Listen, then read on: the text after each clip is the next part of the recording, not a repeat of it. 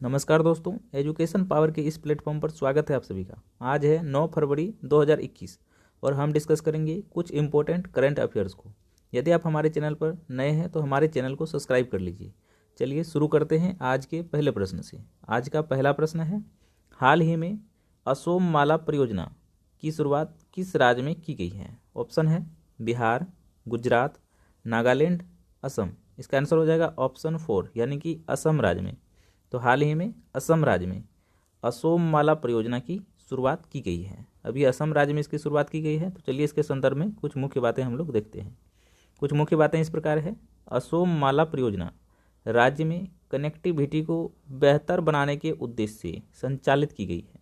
इसलिए संचालित की गई है कि ये राज्य में कनेक्टिविटी को बेहतर बना सके और इसकी लागत 8,210 करोड़ रुपये निर्धारित किया गया है। इसका उद्देश्य है राज्य की राजमार्ग और राज्य के विभिन्न जिलों की प्रमुख सड़कों का विकास करना, ये इसका उद्देश्य है। और बात असम की है तो असम की राजधानी है दिसपुर और असम के वर्तमान मुख्यमंत्री हैं सर्बानंद सोनोवाल और असम के राज्यपाल हैं जगदीश मुखी। तो इतनी सी बातें आप सभी को इस प्रश्न के संदर्भ में ध्यान में रखनी है। चलिए हम लोग चलते हैं अगले प्रश्न पे। अगला प्रश्न है, हाल ही में किस राज्य के द्वारा भिखारी मुक्त अभियान शुरू किया गया है? ऑप्शन है असम, गुजरात, उत्तर प्रदेश, राजस्थान। तो इसका आंसर हो जाएगा ऑप्शन 4 यानी कि राजस्थान। तो हाल ही में राजस्थान सरकार द्वारा भिखारी मुक्त अभियान शुरू किया गया है। अब ये भिखारी मुक्त अभियान शुरू किया गया है तो चलिए देखते हैं इसके संदर्भ में। इसके संदर्भ में कुछ मुख्य बातें इस प्रकार है। राजस्थान राज्य सरकार ने जयपुर में भिखारी मुक्त अभियान शुरू किया गया है। कहाँ शुरू किया है?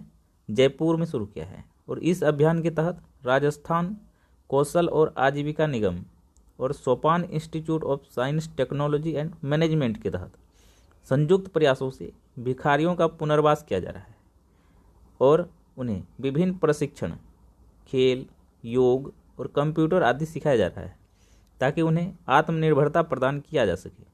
तो ये जो है अभी राजस्थान सरकार के द्वारा किया जा रहा है। तो इतनी सी बातें आप सभी को इसके संदर्भ में ध्यान में रखनी है। और राजस्थान की बात है तो राजस्थान का राजधानी है जयपुर। कहाँ है? जयपुर। और मुख्यमंत्री हैं अशोक गहलोत। कौन है? अशोक गहलोत। तो इतनी सी बातें आपको इसके संदर्भ में ध्यान में रखनी है। चलिए हम लोग चलते हैं अगले प्रश्न पे। अगला प्रश्न है, हाल ही में ई कैबिनेट को लागू करने वाला भारत का पहला राज्य है। ऑप्शन है हिमाचल प्रदेश, उत्तर प्रदेश, झारखंड, इनमें से कोई नहीं। तो इसका आंसर हो जाएगा आप ऑप्शन फर्स्ट यानी कि हिमाचल प्रदेश। तो हाल ही में ई कैबिनेट को लागू करने वाला भारत का पहला राज्य हिमाचल प्रदेश बन गया है। तो इसके संदर्भ में चलिए कुछ मुख्य बातें हम लोग देख लेते हैं। कुछ मुख्य बातें इस प्रकार है। ई कैबिनेट एप्लीकेशन द्वारा पहली ई कैबिनेट बैठक आयोजित करने के साथ हिमाचल प्रदेश ने कैबिनेट ज्ञापन और कैबिनेट की कार्यवाही को कागज मुक्त कर दिया है। क्या किया? कागज मुक्त कर दिया और पहला राज्य बनने की उपलब्धि हासिल की है।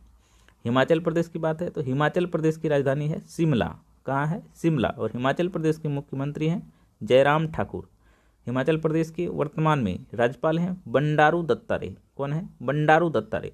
और हिमाचल प्रदेश का गठन हुआ था 25 जनवरी 1971। तो इतनी सी बातें आपको इसके संदर्भ में ध्यान में रखनी है। चलिए हम लोग चलते हैं अगले प्रश्न पे। अगला प्रश्न है, हाल ही में जारी ADR की रिपोर्ट के अनुसार भारत में पंजीकृत राजनीतिक दल की संख्या है। ऑप्शन है 2550, 2360, 2190, 2870। तो इसका आंसर हो जाएगा ऑप्शन सेकंड यानी कि 2360। तो हाल ही में ADR ने एक रिपोर्ट जारी की है और उसके तहत 2360 पंजीकृत राजनीतिक दल हैं भारत के चुनाव आयोग में। चलिए इसके संदर्भ में कुछ मुख्य बातें हम लोग देख लेते हैं। कुछ मुख्य बातें इस प्रकार हैं। ADR का फुल फॉर्म होता है एसोसिएशन फॉर डेमोक्रेटिक रिफॉर्म्स। क्या होता है? Association for democratic reforms.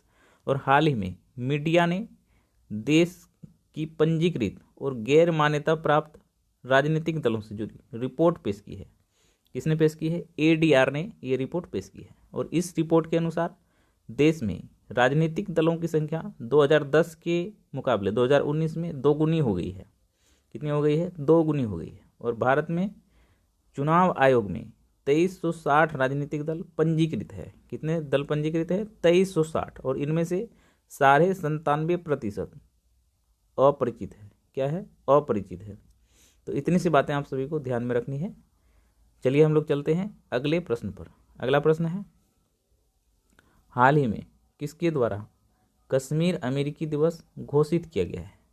Option है भारत सरकार, दूसरा है DRDO, तीसरा है न्यूयॉर्क असेंबली, और चौथा है इनमें से कोई नहीं।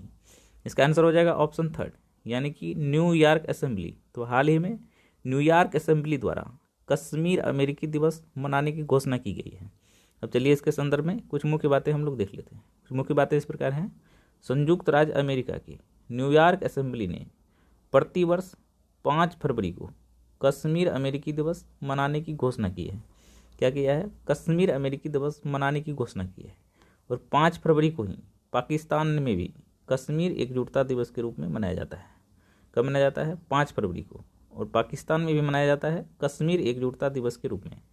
अमेरिका की राजधानी कहाँ है? Washington DC। कहाँ है? Washington DC। और ये जो न्यूयॉर्क असेंबली है ये अमेरिका का एक राज्य है, और अमेरिका के वर्तमान में राष्ट्रपति है जो बाइडन। कौन है? जो बाइडन।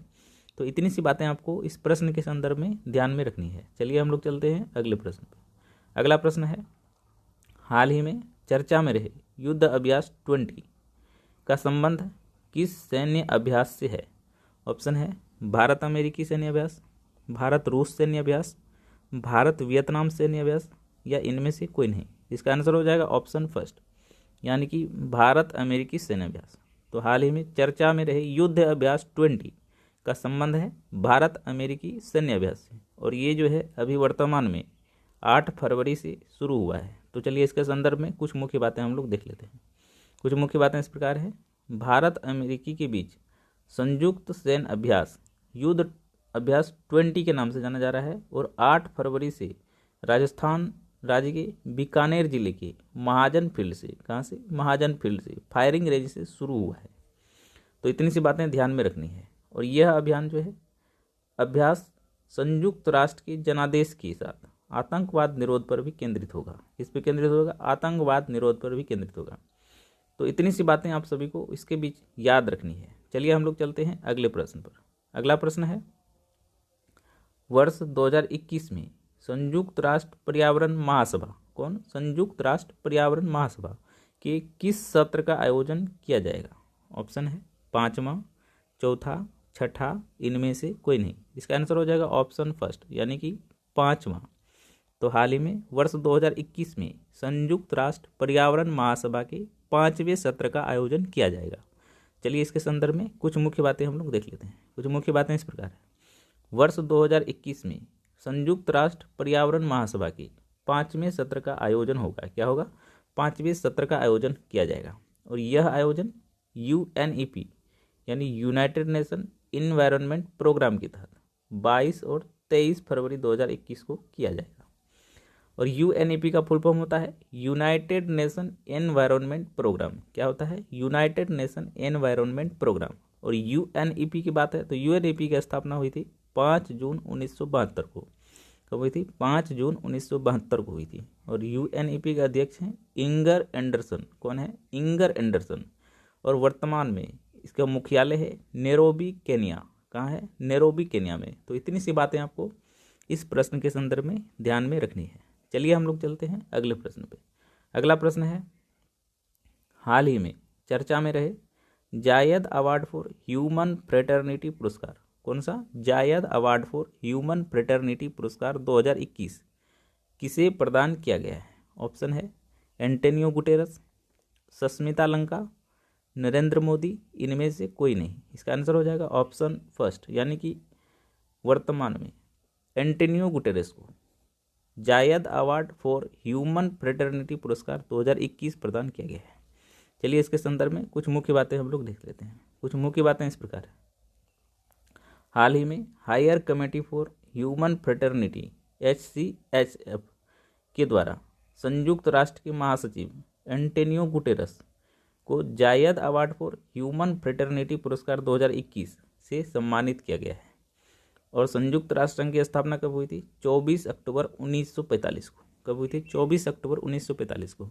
और वर्तमान में 193 देश इसके सदस्य हैं। और इसके अध्यक्ष के संदर्भ में तो मैंने बता ही दिया, जो एंटोनियो गुटेरस यहाँ के महासचिव हैं। तो इतनी सी बातें आपको इस प्रश्न के संदर्भ में ध्यान में रखनी है। चलिए हम लोग चलते हैं अगले प्रश्न पे। अगला प्रश्न है, हाल ही में किस राज्य सरकार ने निःशुल्क अभ्युदय कोचिंग केंद्र शुरू करने की पहल की है? ऑप्शन है उत्तर प्रदेश, राजस्थान, हिमाचल प्रदेश, इनमें से कोई नहीं।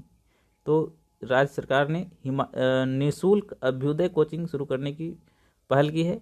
ऑप्शन हो जाएगा इसका फर्स्ट, यानी उत्तर प्रदेश। तो हाल ही में उत्तर प्रदेश राज्य ने निःशुल्क अभ्युदय कोचिंग केंद्र शुरू करने की पहल की है। और उत्तर प्रदेश में ही पहले से एक अभ्युदय योजना चल रही थी। कौन सी योजना चल रही थी? अभ्युदय योजना चल रही थी। और इसी योजना के तहत जो है उत्तर प्रदेश में निःशुल्क अभ्युदय कोचिंग केंद्र शुरू करने की पहल की गई है। चलिए इसके संदर्भ में कुछ मुख्य बातें हम लोग देख लेते हैं। कुछ मुख्य बातें इस प्रकार हैं। हाल ही में उत्तर प्रदेश सरकार ने अभ्युदय योजना के तहत 16 फरवरी 2021 को राज्य में मंडल स्तर पर निःशुल्क अभ्युदय कोचिंग शुरू करने की घोषणा की है। क्या किया है? निःशुल्क अभ्युदय कोचिंग शुरू करने की घोषणा की है। और बात उत्तर प्रदेश की है, तो उत्तर प्रदेश की राजधानी कहाँ है? लखनऊ में। कहाँ है? लखनऊ। उत्तर प्रदेश के मुख्यमंत्री हैं योगी आदित्यनाथ। कौन है? योगी आदित्यनाथ। उत्तर प्रदेश के राज्यपाल हैं आनंदीबेन पटेल। और उत्तर प्रदेश राज्य के गठन हुआ था 24 जनवरी 1950 को। तो इतनी सी बातें आपको इस प्रश्न के संदर्भ में ध्यान में रखनी है। चलिए हम लोग चलते हैं अगले प्रश्न पे।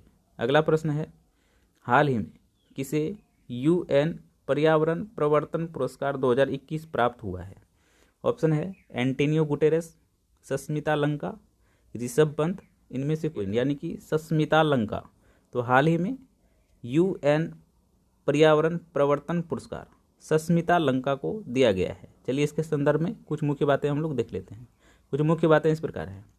सस्मिता लंका भारत के पहले अधिकारी हैं। कौन है? पहले अधिकारी जिन्हें जेंडर लीडरशिप एंड इम्पैक्ट श्रेणी के तहत संयुक्त राष्ट्र से UN एशिया पर्यावरण प्रवर्तन पुरस्कार प्रदान किया गया है।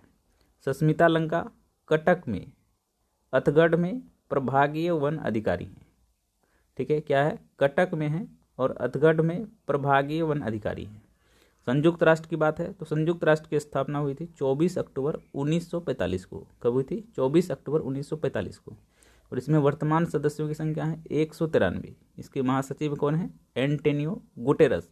तो इतनी सी बातें आपको इस प्रश्न के संदर्भ में ध्यान में रखनी है। आज के करंट अफेयर सीरीज का प्रश्न समाप्त होता है। मिलेंगे अगले सीरीज में आप सभी से। तब तक के लिए जय हिंद, जय भारत।